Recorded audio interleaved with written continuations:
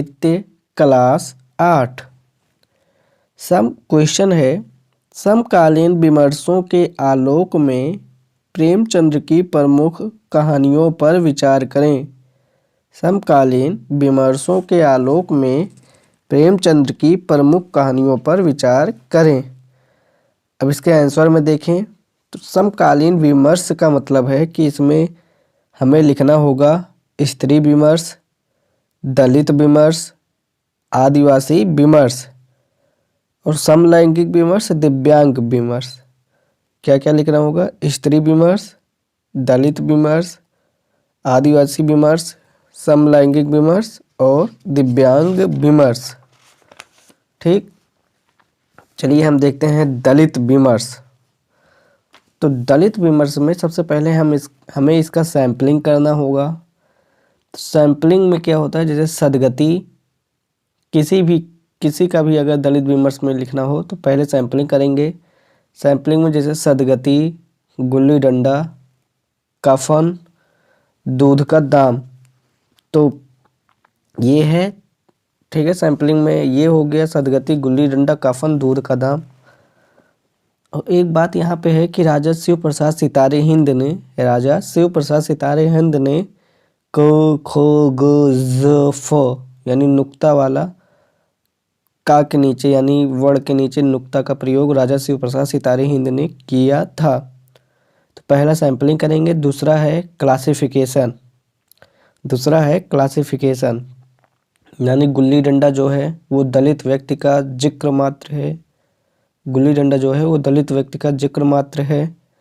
दूध का दाम जो है वो दलित होने का कष्ट है। सदगति जो है वो दलित होने का ज़्यादा कष्ट है। और कफन जो है वो प्रेमचंद पर आरोप है कि उन्होंने दलितों का मजाक उड़ाया है। पढ़ते हैं इसे पूरा तरीके से। प्रेमचंद जिस दौर में कहानियाँ लिख रहे थे उसी समय डॉक्टर अंबेडकर दलितों के मानवाधिकारों का प्रश्न प्रचंड रूप में स्वाधीनता संग्राम के नेताओं के समक्ष उठा रहे थे। समाज का एक महत्वपूर्ण हिस्सा दलित वर्ग भी है। यह बात पहली बार भारतीय समाज में स्थापित हो रही थी। ऐसे में स्वाभाविक ही था कि प्रेमचंद जैसा लेखक जो सामाजिक यथार्थ को रचनाओं का कथ्य बनाने में रुचि रखता था, इस महत्वपूर्ण बिंदु से तटस्थ नहीं रह सकता था। प्रेमचंद की कई कहानियों में दलित समाज के चित्र दिखाई पड़ते हैं, जैसे गुल्ली डंडा, सदगति, ठाकुर का कुआं और कफन। इन सभी कहानियों में दलित समाज के प्रति उनका चिंतन अलग अलग तेवर के साथ उपस्थित है। गुल्ली डंडा जैसी कुछ कहानियों में प्रेमचंद ने दलित चरित्र को कहानी का प्रमुख हिस्सा बनाया है, किंतु उसके दलित होने और शोषण झेलने का विस्तृत अंकन नहीं किया है। किंतु कहानी पढ़कर यह समझ आ जाता है कि मैं की तुलना में गया के पिछड़े रह जाने में उसका दलित होना भी एक महत्वपूर्ण कारण है। दूध का दाम जैसी कहानियों में प्रेमचंद की दलित संवेदना कुछ परखर होकर उभरी है। इसमें वे स्पष्ट करते हैं कि कैसे एक दलित बच्चे मंगल से उसकी मां भूंगी का दूध छीनकर मालिक के बेटे सुरेश को उपलब्ध कराया जाता है और इस एहसान के बावजूद मंगल को अमानवीय जीवन स्थितियों से गुजरना पड़ता है। यहाँ साफ दिखता है कि यदि मंगल दलित समाज से न होता तो उसकी यह दुर्दशा नहीं होती। सदगति और नमक का दरोगा जैसी कहानियों में प्रेमचंद की दलित चेतना ज़्यादा मुखर होकर उभरी है। सदगति में उन्होंने दिखाया है कि कैसे एक ब्राह्मण परिवार ने दुखी चमार का शोषण किया। जिससे कि उसकी मृत्यु हो गई। दुखी की मृत्यु के बावजूद ब्राह्मण परिवार का उसके प्रति संवेदनहीन बने रहना पाठक के भीतर तनाव पैदा करता है। महत्वपूर्ण बात यह है कि प्रेमचंद ने उस समाज की उभरती हुई दलित चेतना दिखाई है जो गोदान में सिलिया के परिवार के माध्यम से दिखती है। सदगति में पंक्तियां हैं, इधर चमरौने में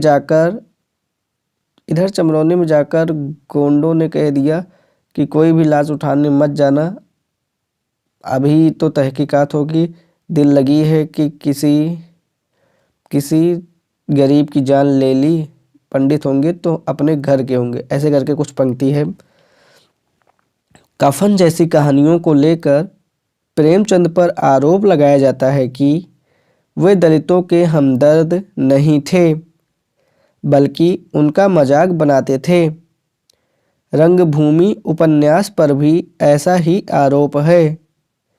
कफन में घीसू और माधव को बुधिया के प्रति जितना संवेदनहीन और अमानवीय दिखाया गया है, उससे लगता है कि प्रेमचंद दलित समाज पर आरोप लगा रहे हैं, किंतु यह आरोप विश्वसनीय नहीं है। प्रेमचंद तो यह दिखाना चाहते हैं कि घीसू और माधव जैसे गरीब और दलित व्यक्ति जिंदगी के मुश्किलों से लड़ते लड़ते कैसे संवेदनहीन हो जाते हैं। अतः यह कहा जा सकता है कि प्रेमचंद ने अपने समय के परिप्रेक्ष्य में दलित विमर्श को ठोस आधार प्रदान किया है। यदि आज हिंदी साहित्य में दलित विमर्श ओम प्रकाश वाल्मीकि और मोहनदास नैमिष राय जैसे लेखकों के माध्यम से गहरे स्तर पर पहुंचा है, तो इस यात्रा के मूल में प्रेमचंद की भूमिका को नज़रअंदाज नहीं किया जा सकता है। ठीक, तो ये था, हमने देख लिया दलित विमर्श। अब हम देखते हैं प्रेमचंद की कहानियों में स्त्री विमर्श।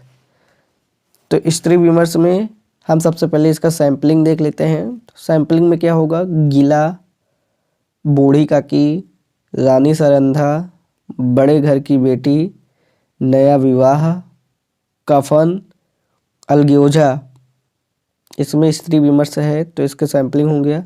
दूसरा हम इसका क्लासिफिकेशन की बात करेंगे। तो क्लासिफिकेशन में आदर्श या गरिमा की अगर बात करें तो वो रानी सरंधा में है, बड़ी घर की बेटी में है। और दूसरा है स्त्रियों की समस्या की बात करें तो वो नया विवाह, गिला, अलग्योजा में है। और अन्य समस्याओं की बात करें तो वो बूढ़ी काकी में है।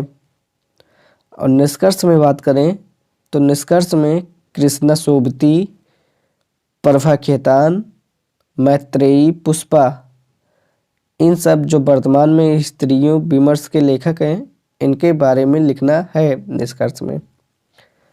अब हम देखते हैं उत्तर प्रेमचंद युग। उत्तर प्रेमचंद युग 1936 से 1955 तक था, जिसमें आता है प्रगतिवादी कहानी। तो प्रगतिवादी कहानी में 3 कवि का नाम आता है, यशपाल, नागार्जुन, रांगे राघो। यशपाल, नागार्जुन, रांगे राघो। यशपाल, नागार्जुन, रांगे राघो।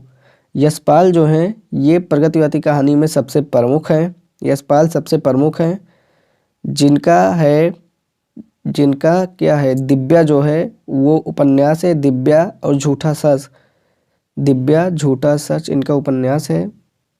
और नागार्जुन और रांगे राघो, तो यशपाल, नागार्जुन, रांगे राघो प्रगतिवादी कहानी के लेखक हैं। उसके बाद आता है मनोविश्लेषणवादी में है जैनेन्द्र कुमार, इलाचंद्र जोशी, अग्गी। मनोविश्लेषणवादी में है जैनेन्द्र कुमार, इलाचंद्र जोशी, अग्गी। ठीक, तो इसी में प्रगतिवादी कहानी के ही नीचे है मार्क्सवाद और मार्क्सवादी कहानी। मार्क्सवाद और मार्क्सवादी कहानी। मार्क्सवाद जो है वो 1818 से 1883 तक था। मार्क्सवाद जो है वो 1818 से 1883 तक था। जो जिसमें पहला है ये ऐतिहासिक भौतिकवाद, यह द्वंद्वात्मक भौतिकवाद की बात करता है। मार्क्सवाद जो है वो ऐतिहासिक भौतिकवाद, द्वंद्वात्मक भौतिकवाद की बात करता है। दूसरा है शोषक शोषित की बात करता है, शोषक शोषित की बात करता है। तीसरा है शोषण जिसका हो रहा है वो फिर हिंसक क्रांति करेंगे, शोषण जिसका हो रहा है वो हिंसक क्रांति करेंगे। और चौथा है कि समाजवाद से फिर साम्यवाद की स्थापना होगी। तो मार्क्सवाद में पहला है ऐतिहासिक भौतिकवाद, द्वंद्वात्मक भौतिकवाद। दूसरा है शोषक शोषित। तीसरा है शोषण हिंसक क्रांति।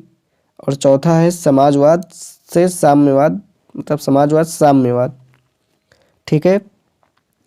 मनोविश्लेषणवादी में तो हमने देख लिया जैनेन्द्र कुमार, इलाचंद जोशी और अज्ञेय हैं। फिर उसके नीचे आता है फ्रॉयड या एडलर या युंग। यानी प्रगतिवादी कहानी में आता है मार्क्सवाद और मार्क्सवादी कहानी, जबकि मनोविश्लेषणवादी में आता है फ्रॉयड या एडलर या युंग। फ्रॉयड या एडलर या युंग।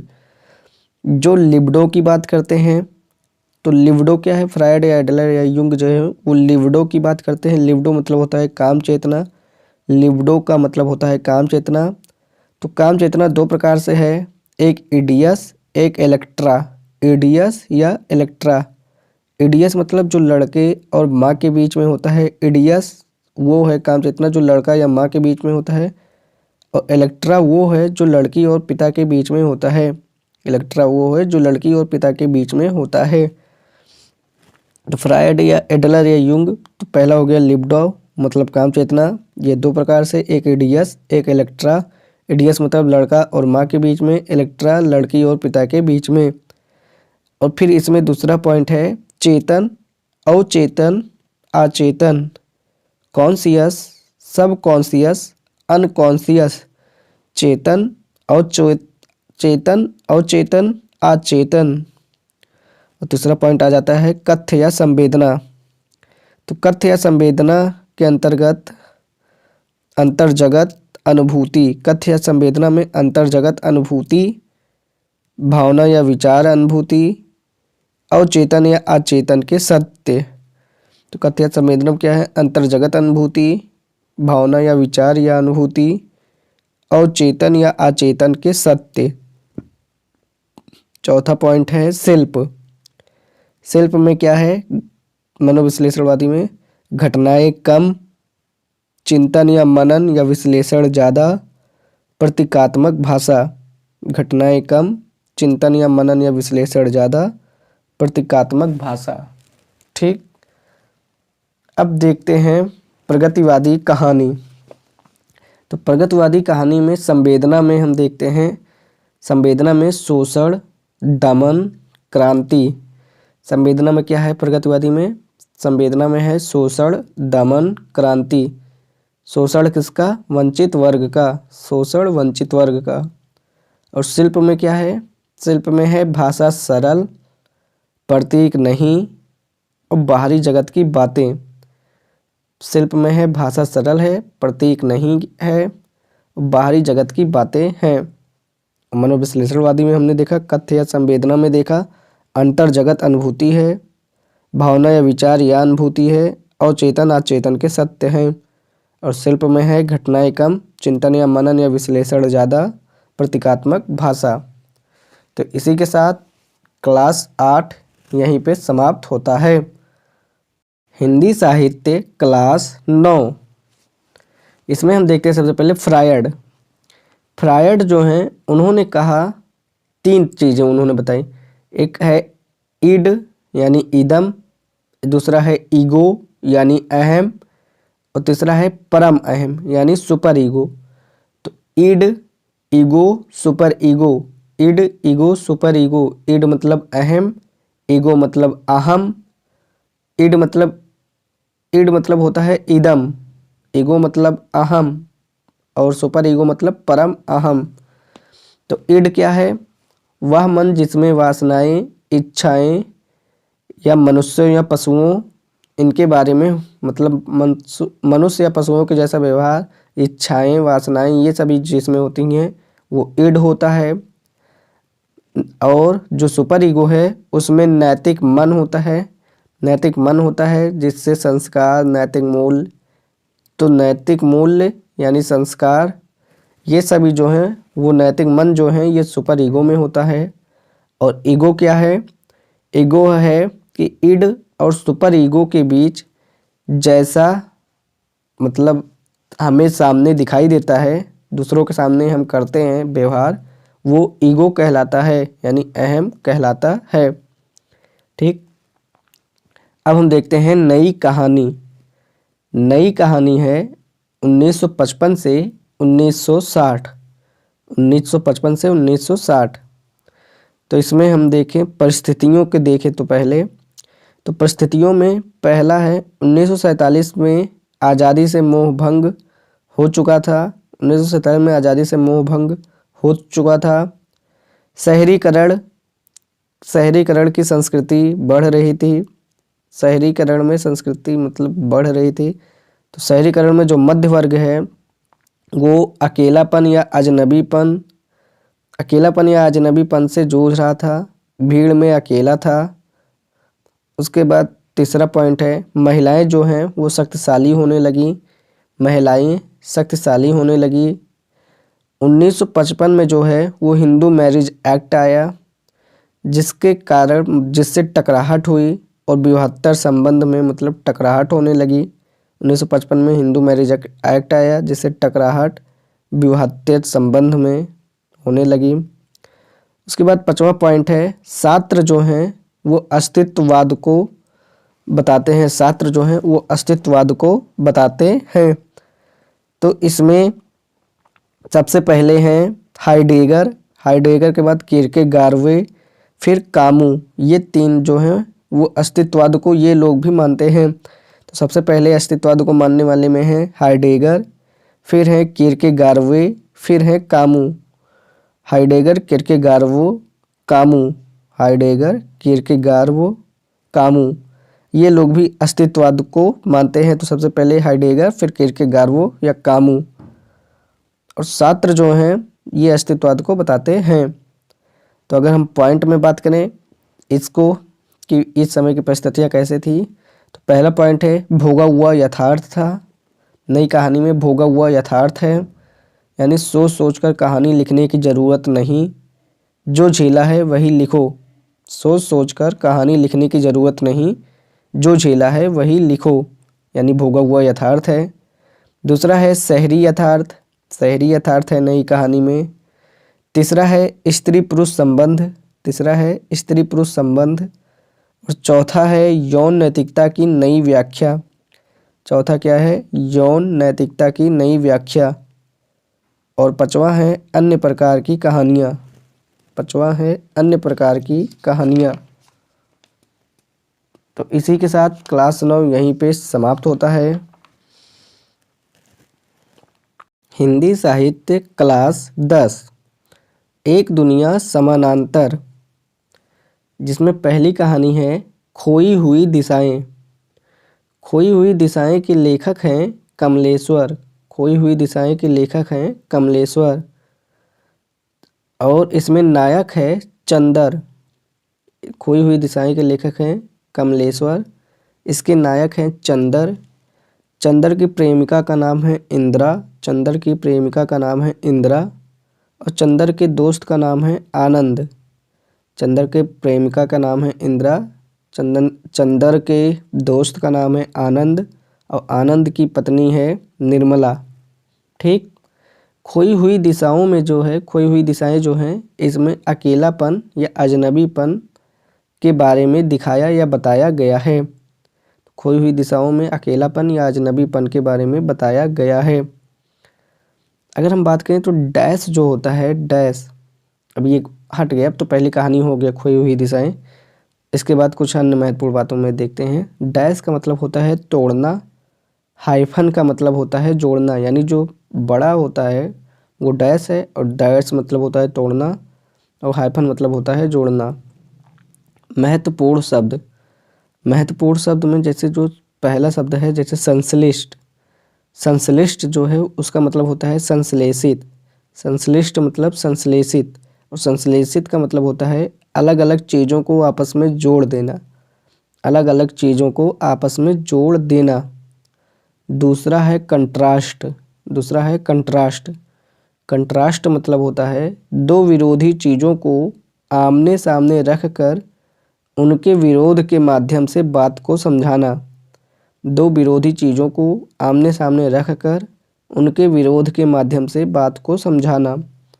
ठीक, तो ये हो गया कंट्रास्ट। और संश्लिष्ट का मतलब होता है संश्लेषित, संश्लेषित का मतलब होता है अलग अलग चीज़ों को आपस में जोड़ देना। तो फिर देखते हैं, मनुष्य का पार्श्विक मन इड कहलाता है, मनुष्य का पार्श्विक मन इड कहलाता है। मनुष्य का नैतिक मन सुपर ईगो कहलाता है। इन दोनों मनों की क्रिया प्रतिक्रिया द्वंद्व संघर्ष के माध्यम से जैसा एक बैलेंस बनता है जो बाहर दिखता है समाज को, वह उसका ईगो कहलाता है। तो मनुष्य का पार्श्विक मन ईड कहलाता है, मनुष्य का नैतिक मन सुपर ईगो कहलाता है। इन दोनों मनों की क्रिया प्रतिक्रिया द्वंद्व संघर्ष के माध्यम से जैसा एक बैलेंस बनता है जो बाहर दिखता है समाज को, वह उसका ईगो कहलाता है। 1955 में हिंदू मैरिज एक्ट आया, 1955 में हिंदू मैरिज एक्ट आया। इसमें पहली बार तलाक का प्रावधान आया। और सार्ग के दर्शन का नाम है अस्तित्ववाद, सार्ग के दर्शन का नाम है अस्तित्ववाद। और सार्ग से लगभग 100 साल पहले कीर्केगार्ड, सार्ग से लगभग 100 साल पहले कीर्केगार्ड जो हैं, जो जर्मन दार्शनिक हैं, तो कीर्केगार्ड जो जर्मन दार्शनिक हैं को अस्तित्ववाद का जनक माना जाता है। सार्ग से लगभग 100 साल पहले कीर्केगार्ड को अस्तित्ववाद का जनक माना जाता है। और सार्ग जो हैं वो फ्रांस या पेरिस के थे, सार्ग फ्रांस या पेरिस के थे। इन्होंने अस्तित्ववाद दिया। और इनसे भी 100 साल पहले कीर्केगार्ड जो कि जर्मन दार्शनिक थे को अस्तित्ववाद का जनक माना जाता है।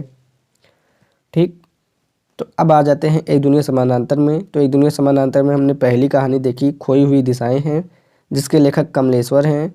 इसमें अकेलापन या अजनबीपन के बारे में बताया गया है। इसमें नायक हैं चंदर, और चंदर की प्रेमिका का नाम है इंदिरा, चंदर के दोस्त का नाम है आनंद, और आनंद की पत्नी का नाम है निर्मला। ठीक, दूसरा कहानी है मछलियाँ। मछलियाँ के लेखक हैं उषा प्रियवंदा, मछलियाँ के लेखक हैं उषा प्रियवंदा, उषा प्रियवंदा मछलियाँ के लेखक। इसमें पात्र कौन कौन से हैं? तो पात्र हैं नटराजन, विजय लक्ष्मी जिसे विजी भी बोलते हैं। तो पात्र में देखें तो पहले है नटराजन, मनीष, पात्र में है नटराजन, मनीष, विजय लक्ष्मी जिसको विजी बोलते हैं, और नयनतारा मुखर्जी जिसे मुकी बोलते हैं। नटराजन, मनीष, विजय लक्ष्मी, विजय लक्ष्मी यानी विजी, नयनतारा मुखर्जी यानी मुकी। तो ये 4 पात्र हैं, नटराजन, मनीष, विजय लक्ष्मी यानी विजी, नयनतारा मुखर्जी यानी मुकी। ठीक, मछलियाँ में जो है उसका थीम है मत्स्य पालन, मछलियों का थीम है मत्स्य पालन। तीसरा कहानी है यही सच है, तीसरा कहानी है यही सच है, और यही सच है कि लेखक हैं मन्नू भंडारी, यही सच है कि लेखक हैं मन्नू भंडारी। जिसमें पात्र है दीपा, जिसमें पात्र हैं दीपा। दीपा जो है उनका पहला प्रेम पटना में होता है निशीथ से, दीपा जो है उनका पहला प्रेम होता है पटना में निशीथ से, और उनका दूसरा प्रेम हो जाता है संजय से, जिनसे उनकी शादी भी हो जाती है। फिर वो निशीथ कोलकाता उन्हें जाना पड़ता है दीपा को, फिर वहाँ पे निशीथ मिल जाता है तो उन्हें लगता है कि निशीथ ही सही है, फिर लेकिन बाद में लगता है कि संजय ही सही था। ठीक है, तो इसमें मुख्य पात्र 3 हैं यही सच है में। लेखक है मन्नू भंडारी, दीपा इसमें दीपा है, दीपा का पहला प्रेम निशीथ है और दूसरा प्रेम संजय है। तो इसका थीम है विचलन मानव का स्वभाव है जो पुरुषों के समान औरतों में भी पाया जाता है। विचलन मानव का स्वभाव है जो पुरुषों के समान औरतों में भी पाया जाता है। और मन्नू भंडारी का एक प्रसिद्ध उपन्यास है आपका बंटी। मन्नू भंडारी का प्रसिद्ध उपन्यास कौन सा है? आपका बंटी। चौथा कहानी आ जाता है एक और जिंदगी। एक और जिंदगी। एक और जिंदगी जो चौथा कहानी है, इसके लेखक है मोहन राकेश। एक और जिंदगी के लेखक मोहन राकेश। इसमें पात्र कौन कौन से हैं? पात्र हैं प्रकाश। प्रकाश का प्रेम है बीना। प्रकाश का प्रेम है बीना और बीना का बेटा है, यानी इनके प्रेम का बेटा है प्लास यानी पासी। प्रकाश की शादी निर्मला से हुई है। प्रकाश निर्मला से मतलब प्रकाश की शादी निर्मला से हुई है। प्रकाश का प्रेम है बीना। बीना का बेटा है प्लास यानी या पासी। प्लास को ही पासी कहते हैं। ठीक। तो एक और जिंदगी में लेखक मोहन राकेश, पात्र हैं प्रकाश निर्मला, प्रकाश का प्रेम बीना, बीना का बेटा प्लास पासी। इसका थीम है एक ही जिंदगी में प्रयोग और प्रभाव करना है। एक ही जिंदगी में प्रयोग और प्रभाव करना है। सफल और निसफल होने का पर्याप्त बराबर संभावनाएं हैं। सफल और निसफल होने का पर्याप्त बराबर संभावनाएं हैं। पांचवा कहानी है बादलों के घेरे। बादलों के घेरे के लेखक हैं कृष्णा सोबती। बादलों के घेरे लेखक हैं कृष्णा सोबती। इसके पात्र हैं रवि, मन्नो, मीरा, बुआ या फूफा।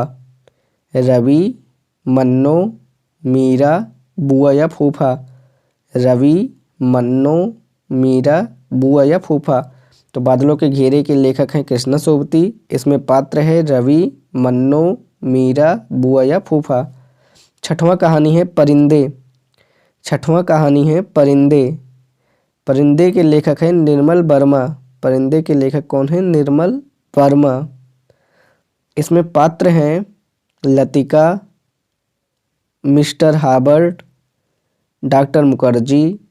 Latika, mister Harvard, doctor Mukherjee, Girish Negi, Karimuddin, Julie, miss Wood, father Elmond. फिर से बोलता हूँ, परिंदे के लेखक हैं निर्मल वर्मा और इसमें पात्र है Latika, mister Hobart, doctor Mukherjee, Girish Negi, Karimuddin, Julie, miss Wood और फादर एलमंड। ठीक। अब सातवां कहानी देखते हैं जिंदगी और जोक। जिंदगी और जोक। जिसके पात्र हैं मैं पत्नी। जिसके पात्र हैं मैं पत्नी। तो इसके पात्र में फिर हैं, पात्र में है मैं पत्नी और हैं शिवनाथ बाबू, गोपाल या रजुआ साला। शिवनाथ बाबू, गोपाल या रजुआ साला। जिंदगी और जोक में पात्र हैं मैं पत्नी, शिवनाथ बाबू, गोपाल या रजुआ साला। ठीक। आठवां कहानी है मेरा दुश्मन।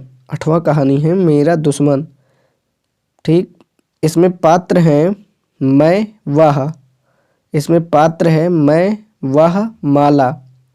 मैं है, वह है और माला है। जिसमें मैं और वह जो है वो एक ही व्यक्ति है और माला वो अलग है। तो मेरा दुश्मन में पात्र हैं मैं, वह, माला। मैं, वह और माला। मैं वह जो है वो एक ही व्यक्ति है और माला है। ठीक। मैं जो है वो दिस इज ईगो, मतलब मैं जो है वो ईगो है जो समाज को नज़र आता है। मैं जो है वो ईगो है जो समाज को नज़र आता है। तो इसी के साथ क्लास 10 यहीं पे समाप्त होता है। हिंदी साहित्य क्लास 11।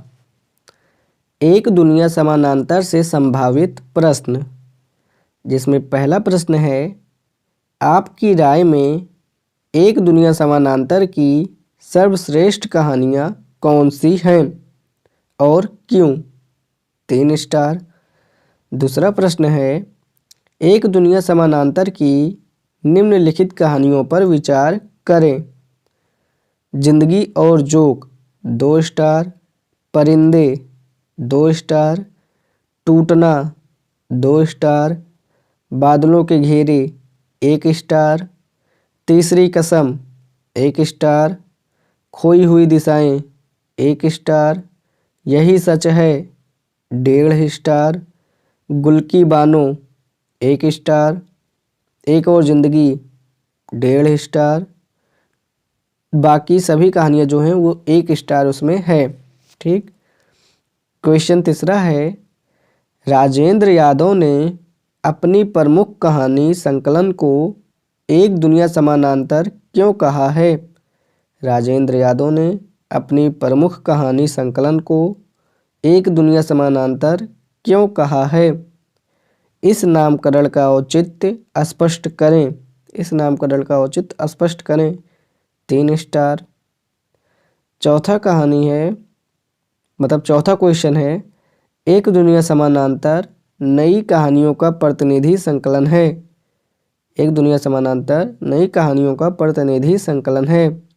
कहानियों के उदाहरण के आधार पर स्पष्ट करें 2 स्टार। पांचवा प्रश्न है, एक दुनिया समानांतर की कहानियाँ प्रेमचंद की कहानियों का ही अगला चरण है। एक दुनिया समानांतर की कहानियाँ प्रेमचंद की कहानियों का ही अगला चरण है। उपर्युक्त कहानियों के उदाहरणों के आधार पर इस कथन को स्पष्ट करें। उपर्युक्त कहानियों के उदाहरणों के आधार पर इस कथन को स्पष्ट करें 2.5 स्टार। अब हम चलिए देखते हैं प्रश्न जो 1 था उसका उत्तर देखते हैं। तो प्रश्न 1 क्या था? आपकी राय में एक दुनिया समानांतर की सर्वश्रेष्ठ कहानियाँ कौन सी हैं और क्यों? इस पे 3 स्टार था। अब चलिए इसके उत्तर की बात करते हैं। एक दुनिया समानांतर की सर्वश्रेष्ठ कहानी कौन सी है? इसका निर्णय श्रेष्ठ कहानियों के निम्नलिखित प्रतिमानों के आधार पर हो सकता है।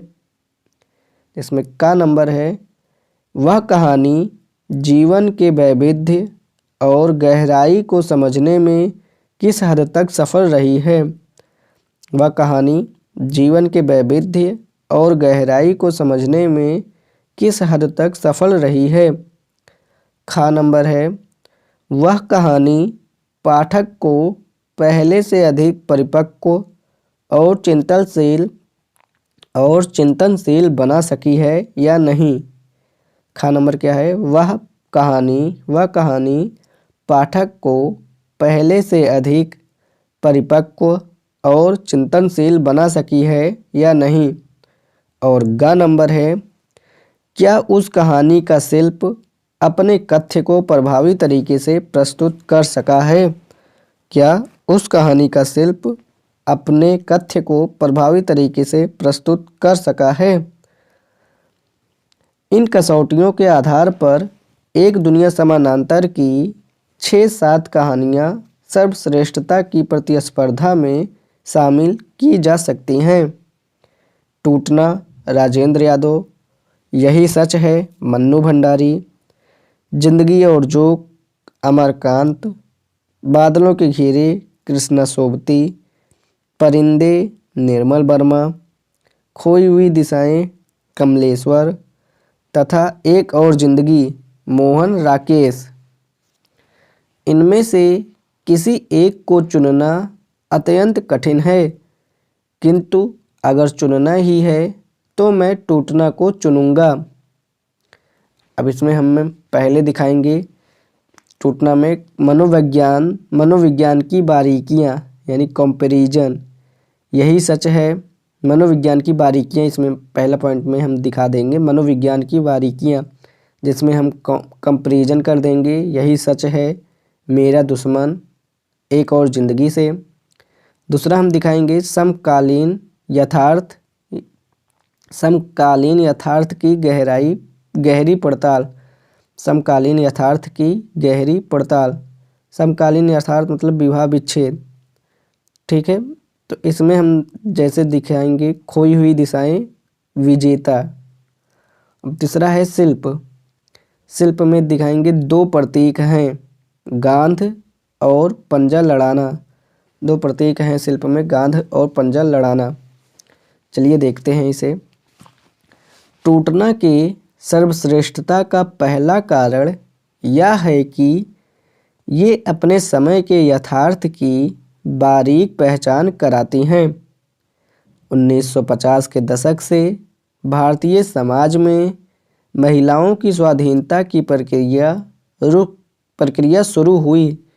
1950 के दशक से भारतीय समाज में महिलाओं की स्वाधीनता की प्रक्रिया शुरू हुई। वे आर्थिक रूप से सक्षम हुई और पारिवारिक फैसलों में बराबरी का हक मांगने लगीं। इस नई और जटिल स्थिति का परिणाम था विवाह संबंधों का विच्छिन्न होना। टूटना के लेखक राजेंद्र यादव ने इस समस्या के भीतर वर्ग अंतराल और भाषा अंतराल के कोण भी शामिल कर दिए हैं, जिससे यह कहानी ज़्यादा समग्रता से अपने समाज का प्रतिनिधित्व कर सकी है। एक और जिंदगी, विजेता और खोई हुई दिशाएं जैसे कुछ ही कहानियां ऐसी हैं जो समकालीन यथार्थ को पकड़ने में इसे टक्कर देती हैं। शेष कहानियों में प्रायः मनोवैज्ञानिक यथार्थ का अंकन हुआ है जो देश काल विशिष्ट नहीं है। दूसरा फिर आ जाता है दूसरा पैराग्राफ। इस संकलन की लगभग हर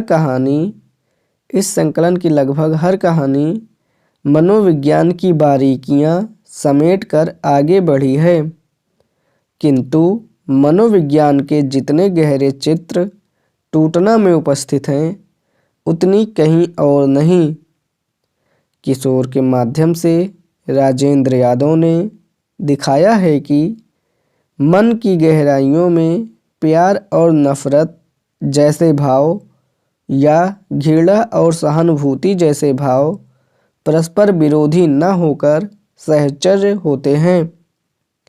शेष कहानियों जैसे चीफ की दावत या भोला राम का जीव में भावनाएं एक हरी किस्म की हैं, जहां एक चरित्र की भावनाएं प्रायः एक जैसी रहती हैं। एक और जिंदगी, परिंदे और बादलों के घेरे में भी परस्पर विपरीत भावनाओं का साहचर्य नजर नहीं आता।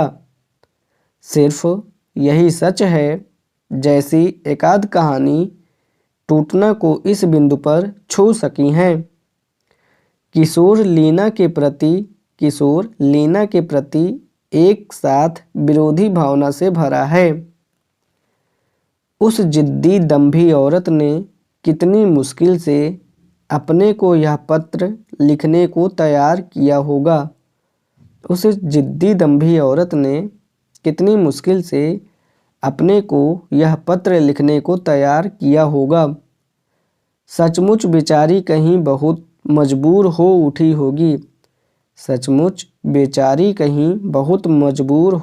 होगी, वरना कैसे यह पत्र लिख पाती। देर तक आंसू किशोर के गालों पर ढुलकते रहे। सचमुच बेचारी कहीं बहुत मजबूर हो उठी होगी, वरना कैसे यह पत्र लिख पाती। देर तक आंसू किशोर के गालों पर ढुलकते रहे। अगला पैराग्राफ है। टूटना का शिल्प भी उसके श्रेष्ठता में योगदान देता है। नई कहानियों में जो शिल्पगत वैशिष्ट्य सामान्यता दिखता है, जैसे कथानक का टूटना, फ्लैशबैक, चेतना प्रवाह और प्रत्यावलोकन शैली का प्रयोग करना। फिर से टूटना का शिल्प भी उसके श्रेष्ठता में योगदान देता है। नई कहानियों में जो शिल्पगत वैशिष्ट्य सामान्यता दिखता है, जैसे कथानक का टूटना, फ्लैशबैक, चेतना प्रवाह और प्रत्यावलोकन शैली का प्रयोग करना। बिंबों और प्रतीकों से भरी लयात्मक भाषा में कहानी को गढ़ना। बिंबों और प्रतीकों से भरी लयात्मक भाषा में कहानी को गढ़ना। वे सब तो टूटना में उपस्थित हैं ही, वे सब तो टूटना में उपस्थित हैं ही। कुछ अन्य प्रयोगों के कारण यह और भी विशिष्ट हो गई है। उदाहरण के लिए कहानी की शुरुआत में दरोगा अता उल्मो खां का जो प्रसंग लिया गया है वह दिखने में चाहे यादृच्छिक लगे, किंतु वस्तुतः किशोर के मनोविज्ञान को समझने की युक्ति बनकर आया है। वह दिखने में चाहे यादृच्छिक लगे, किंतु वस्तुतः किशोर के मनोविज्ञान को समझने की युक्ति बनकर आया है। Old Man and the Sea, Old Man and the Sea के प्रसंग को भी इसी योजना के तहत लिया गया है। उपरोक्त आधारों पर यह निष्कर्ष उचित ही है कि टूटना एक दुनिया समानांतर की सर्वश्रेष्ठ कहानी है। इसे पढ़कर नई कहानियों का तेवर जिस गहराई से समझ आता है, ठीक वैसा अन्य कहानियों को पढ़कर नहीं। तो इसी के साथ क्लास 11 यहीं पे समाप्त होता है। साहित्य क्लास 12, एक दुनिया समानांतर। भूमिका, भूमिका में दो पक्ष हैं, एक नामकरण और दूसरा है रचना प्रक्रिया के प्रतिमान या कहानी के प्रतिमान। रचना प्रक्रिया के प्रतिमान या कहानी के प्रतिमान। तो एक दुनिया समानांतर में भूमिका में है, पहला है नामकरण, दूसरा है रचना प्रक्रिया के प्रतिमान या कहानी के प्रतिमान। तो हेडिंग है एक दुनिया समानांतर का नामकरण, एक दुनिया समानांतर का नामकरण। चलिए इसके आंसर की बात करते हैं। तो इसमें पहला पैराग्राफ है, राजेंद्र यादव ने नई कहानी के प्रतिनिधि संकलन को, राजेंद्र यादव ने नई कहानी के प्रतिनिधि संकलन को एक दुनिया समानांतर नाम दिया है और भूमिका में ही स्पष्ट किया है कि इस नामकरण के पीछे उनका वैचारिक पक्ष क्या है। एक वाक्य में कहें तो रचनाकार वास्तविक जगत के समानांतर अपनी रचनाओं के माध्यम से एक नई दुनिया या नया संसार खड़ा करता है और वही दुनिया एक दुनिया समानांतर है। फिर से बोलता हूँ, एक वाक्य में कहें तो रचनाकार वास्तविक जगत के समानांतर अपनी रचनाओं के माध्यम से एक नई दुनिया या नया संसार खड़ा करता है और वही दुनिया एक दुनिया समानांतर है। दूसरा पॉइंट है, भूमिका के शुरुआत में ही राजेंद्र जी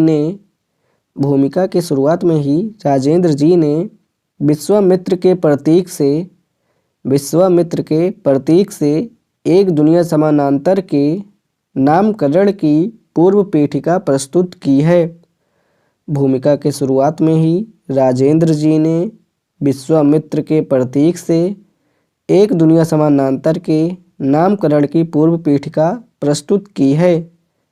ध्यातव्य है कि विश्वामित्र एक बार ईश्वर द्वारा निर्मित इस संसार की विद्रूपताओं से बेहद क्षुब्ध हो गए थे। ध्यातव्य है कि विश्वामित्र एक बार ईश्वर द्वारा निर्मित इस संसार की विद्रूपताओं से बेहद क्षुब्ध हो गए थे और उन्होंने प्रण लिया था कि वे इस संसार के समानांतर एक नया संसार बनाएंगे। भूमिका के शुरुआत में ही उनका वाक्य है, अक्सर एक प्रश्न मुझे तंग करता है, विश्वामित्र नायक हैं या खलनायक। जिस संसार की उन्होंने सृष्टि की थी वह कैसा था? ऋषि का यह कार्य गलत था या सही?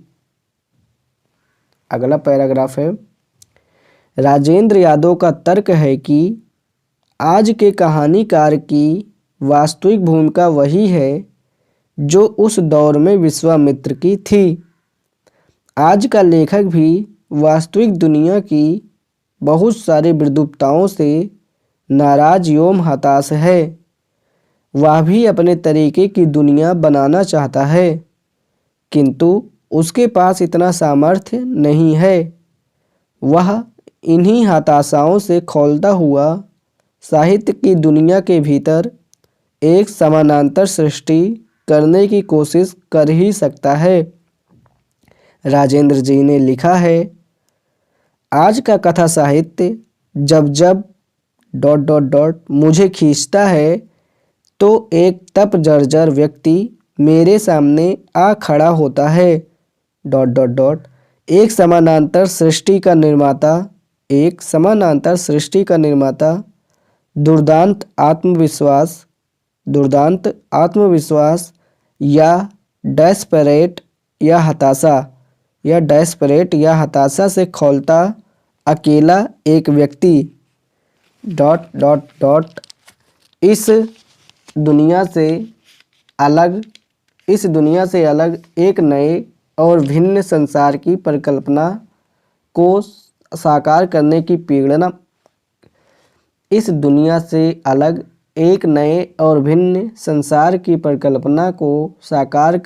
पीड़ा में आतुर व्यस्त उपेक्षित शक्ति। अगला पैराग्राफ है, राजेंद्र यादव ने पुस्तक की भूमिका में विस्तार से यह भी बताया है कि साहित्यकार द्वारा समानांतर दुनिया का निर्माण किस प्रकार वास्तविक जगत के निर्मिति के जैसा ही है। उन्होंने दोनों प्रक्रियाओं की समानांतरता को निम्नलिखित वाक्यों में प्रस्तुत किया है। कला सर्जना कलाकार की मानस प्रक्रिया से ढलकर रूप लेती है। कला सर्जना कलाकार की मानस प्रक्रिया से ढलकर रूप लेती इस संसार के समानांतर स्वतंत्र सृष्टि ही तो है... कलाकार इसके लिए मिट्टी भले ही इस वस्तु संसार से लेता हो, रूप उसका वह अपने ही सपनों, स्मृतियों, आवश्यकताओं और दृष्टियों के अनुरूप लेता है... अपने उस जगत का वह नियामक है, ब्रह्म है और इस जगत में वहाँ के राजदूत के हैसियत से ही रहता है। अगला पैराग्राफ है, स्पष्ट है कि राजेंद्र यादव ने इस पुस्तक को बहुत गहरे अर्थों में एक दुनिया समानांतर कहा है।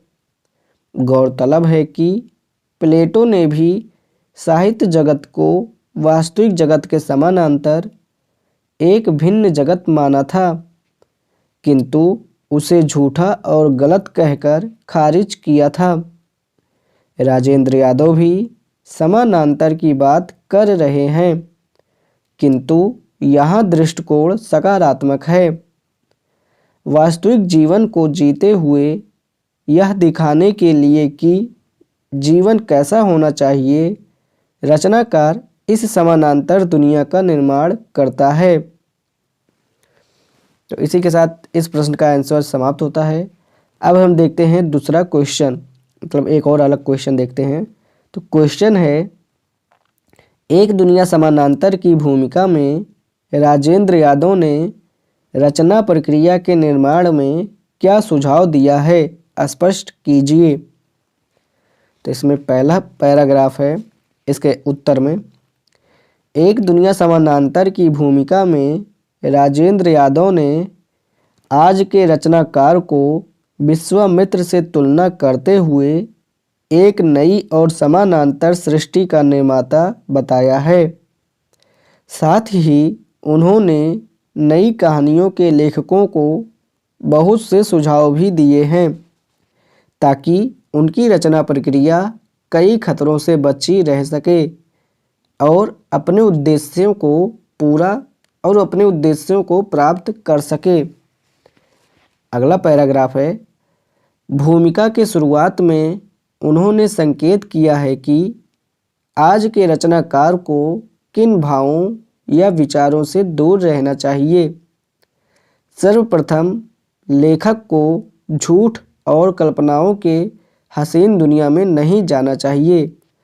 सर्वप्रथम लेखक को झूठ और कल्पनाओं के हसीन दुनिया में नहीं जाना चाहिए, क्योंकि झूठे आदर्श वास्तविक जीवन की वो सोवियत संघ और चीन की मार्क्सवादी क्रांति को आदर्श मानने वाले, फिर से इतना पढ़ता हूँ, क्योंकि झूठे आदर्श वास्तविक दुनिया जीवन की पहचान नहीं करा सकते, क्योंकि झूठे आदर्श वास्तविक जीवन की पहचान नहीं करा सकते। वो सोवियत संघ और चीन की मार्क्सवादी क्रांति को आदर्श मानने वाले प्रगतिवादी लेखकों को भी खारिज करते हैं, क्योंकि वे भी अपने यथार्थ को खुली आंखों से नहीं देखना चाहते। राजेंद्र जी को अंध राष्ट्रवाद से भी नफरत है, क्योंकि वह झूठी भावनाओं के आड़ में यथार्थ को ढक देता है।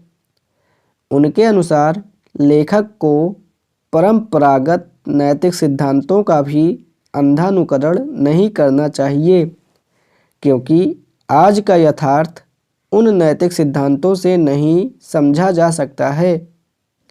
साथ ही वह यह भी संकेत करते हैं कि अज्ञेय और प्रयोगवादियों की तरह घोर व्यक्तिवादी और स्वार्थी हो जाना भी साहित्य का समुचित लक्षण नहीं हो सकता। उनकी नाराजगी इन पंक्तियों में दिखती है। नई पीढ़ी हर उस चीज को ठोकर मारकर तोड़ डालना चाहती है जिसे सामने दिखाकर उसे बहकाया जाता है। प्राचीनता की गरिमा झूठ है नैतिकता बकवास है शब्द। नई पीढ़ी को इनमें से किसी भी शब्द पर आस्था नहीं है। अगला पैराग्राफ है, इसके बाद राजेंद्र यादव ने विस्तार से समझाया है कि आज के युग के अनुसार लेखक की रचना प्रक्रिया के क्या प्रतिमान होना चाहिए। उन्होंने कुछ सूत्रों के माध्यम से अपना नज़रिया स्पष्ट किया है। प्रथमतः लेखक को विषय का चुनाव कल्पना से नहीं भोगे हुए अनुभव से करना चाहिए, किंतु कोशिश करनी चाहिए कि अनुभव नितांत व्यक्तिगत न होकर सामाजिक अनुभवों से जुड़ता हो।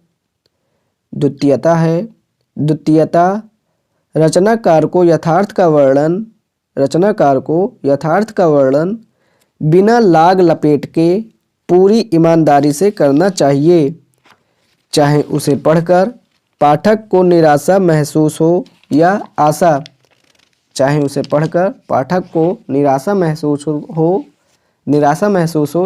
आशा। तीसरी बात है, मानवीय संबंधों की व्याख्या करते हुए लेखक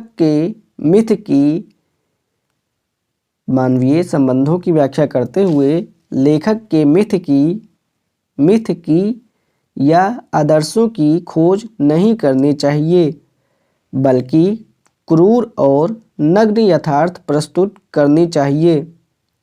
यदि दो भाइयों में किसी स्त्री को लेकर प्रतिस्पर्धा हो, जैसे सबरी में, या यदि पति और पत्नी में गंभीर टकराहट है, जैसे टूटना और एक और जिंदगी में, तो लेखक को यही सब दिखाना चाहिए, ना कि चरित्रों को राम, लक्ष्मण या सीता बना देना चाहिए। चौथी बात यह है कि लेखक को समस्याओं का समाधान दिखाने की जिद नहीं ठाननी चाहिए, क्योंकि समस्याएं अगर जीवन में खत्म नहीं होती तो कहानी में क्यों।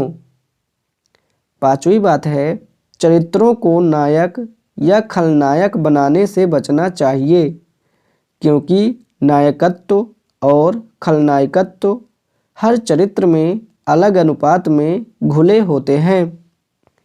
अंतिम बात यह है कि जरूरी हो तो प्रतीकों का प्रयोग करना चाहिए, किंतु इस तरह से कि पाठक उन्हें आसानी से समझ सकें। जैसे प्रतीक अज्ञे की कहानी सांप में है, यह सात्र की कहानी दीवार में है। वे कहानी के प्रभाव के लिए अच्छे नहीं हैं। अगला पैराग्राफ है, ये सभी सूत्र बताने के बाद राजेंद्र यादव ने स्पष्ट किया है कि यह प्रयोग सफल ही होगा, ऐसा दावा नहीं किया जा सकता। उनके शब्दों में कहें तो मुझे नहीं पता कि इस दुनिया के अन्वेषक और सृष्टा को इतिहास क्या कहना चाहेगा, विश्वामित्र या ब्रह्मा। वह खलनायक बनकर उठेगा या नायक। किंतु इस संदेह के बावजूद उनका दावा है कि आज के रचनाकार के पास इस ईमानदारी के रास्ते को चुनने के अलावा कोई विकल्प नहीं है। इनका निष्कर्ष है कि जिंदगी और कहानी को दरवाज़ा खोलना ही होगा, इस वर्तमान को किसी न किसी भविष्य तक खींचना ही होगा। ... मैं समझता हूँ कि आज के साहित्य की सारी कहानी इस रुकी हुई जिंदगी पर सबसे अधिक संवेदना के साथ लिखा गया है, और यही संवेदना वह तार है जो भविष्य के लिए अनदेखा अनजाना पुल बनेगी।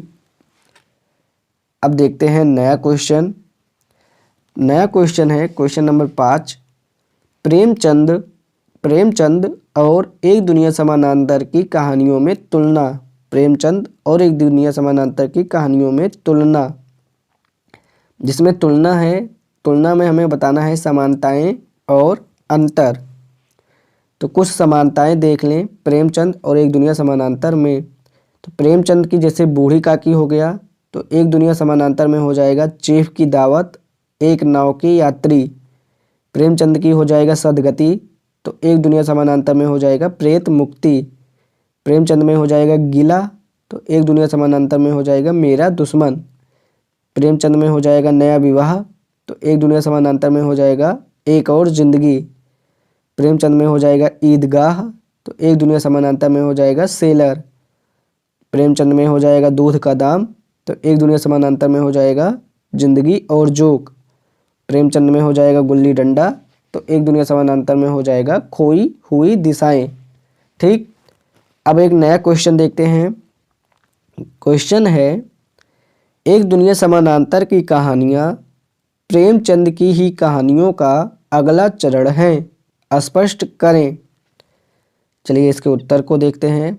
तो उत्तर में पहला पैराग्राफ है, इतिहास के दो युग दिखने में चाहे कितने भी अलग हों, उनके अंदर नैरंतर्य का तत्व भी अनिवार्यता उपस्थित होता ही है। फिर से बोलता हूँ, इतिहास के दो युग दिखने में चाहे कितने भी अलग हों, उनके अंदर नैरंतर्य का तत्व भी अनिवार्यता उपस्थित होता ही है।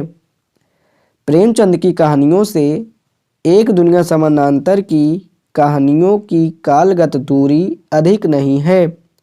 प्रेमचंद की कहानियों से एक दुनिया समानांतर की कहानियों की कालगत दूरी अधिक नहीं है, किंतु वैचारिक दूरी अत्यधिक है।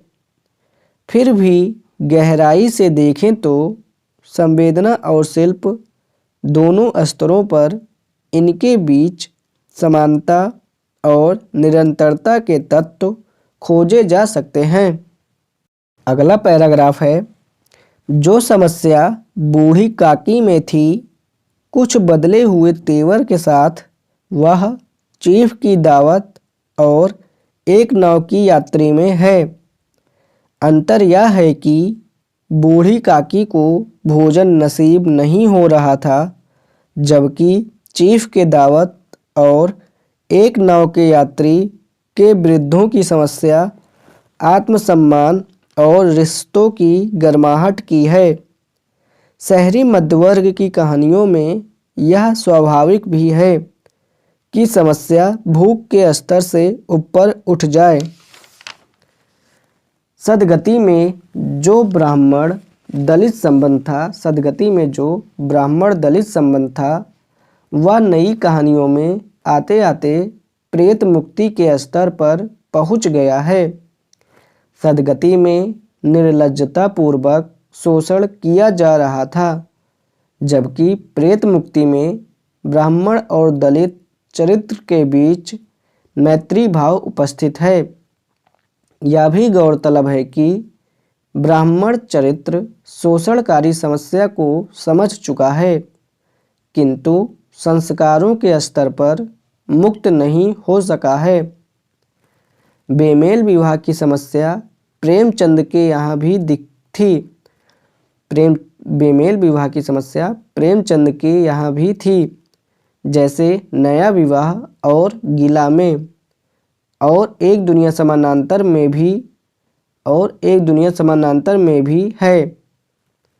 अंतर यह है कि प्रेमचंद के यहाँ सिर्फ उम्र के अंतराल को ही वैवाहिक विफलता का समुचित कारण माना जाता था, जबकि एक दुनिया समानांतर में रुचि अंतराल, वर्ग अंतराल और व्यक्तित्व अंतराल प्रमुख कारण बन गए हैं। फिर से इतना पढ़ता हूँ। बेमेल विवाह की समस्या प्रेमचंद के यहाँ भी थी, जैसे नया विवाह और गिला में, और एक दुनिया समानांतर में भी, जैसे एक और जिंदगी, टूटना, गुल की बानो, नन्हों में भी है।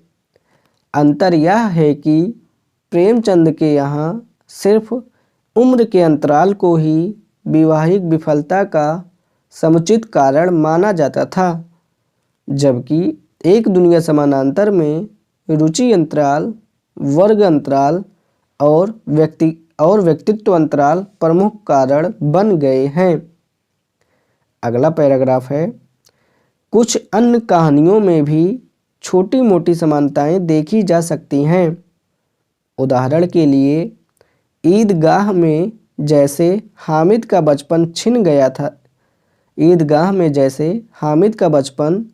छीन गया है, वैसे ही सेलर में मुन्नू का बचपन छीना है। भ्रष्टाचार की समस्या सभ्यता के रहस्य में भी है तथा भोला राम के जीव में भी है। दूध का दाम में अनाथ मंगल का जो शोषण हुआ, वैसे जिंदगी और जोक में रजुआ का हुआ। गुल्ली डंडा में व्यक्त अकेलापन या अजनबीपन खोई हुई दिशाएं में और गहरा हो गया है। अगला पैराग्राफ है। दोनों कहानी संकलनों में शिल्प के स्तर पर समानताएं या निरंतरताएं देखी जा सकती हैं। गिला में प्रेमचंद ने परंपरागत कथानक को तोड़ना शुरू किया था, और कथानक को तोड़ने की यह प्रक्रिया दूध और दवा और सम्मान में चरम बिंदु पर पहुंची है। फिर से पढ़ता हूँ। दोनों कहानी संकलनों में शिल्प के स्तर पर समानताएं या निरंतरताएं देखी जा सकती हैं। गिला में प्रेमचंद ने परंपरागत कथानक को तोड़ना शुरू किया था, और कथानक को तोड़ने की यह प्रक्रिया दूध और दवा और सामान में चरम बिंदु पर पहुंची है। पूस की रात और कफन में प्रेमचंद वातावरण प्रधान कहानी का प्रयोग कर रहे थे। परिंदे, बादलों के घेरे और तीसरी कसम जैसी कहानियाँ भी वातावरण प्रधानता को छूती है। कफन के चरित्र परिस्थितियों के सामने कठपुतली नजर आ रहे थे। एक दुनिया समानांतर के लगभग सभी चरित्र निरुपाय और हताश हैं।